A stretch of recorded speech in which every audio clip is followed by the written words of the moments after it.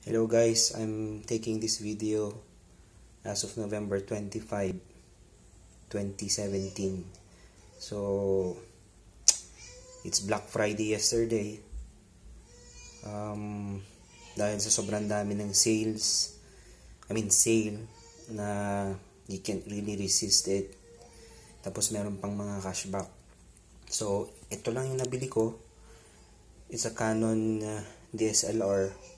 It's worth $450 plus meron akong cashback na nakuha sa calls na worth $135. So pagkatapos ng duty ko, binili ko siya. Kinabukasan yun. So masaya ako. I'm super happy kasi akala ko nakatipid ako. And meron pa akong cashback.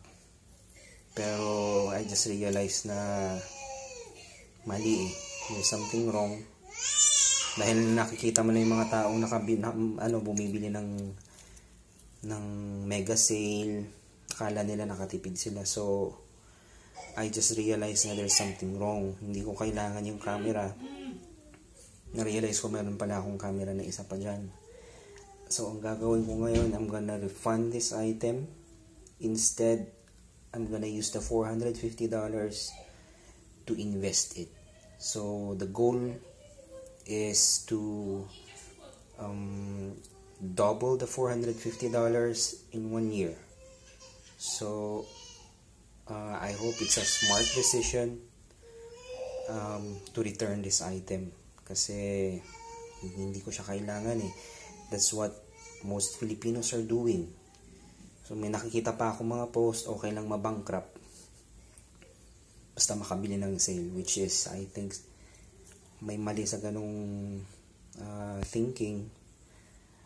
I hope this decision is gonna help me and make me more smart when it comes to financial decision. Yun lang, just for sharing, okay?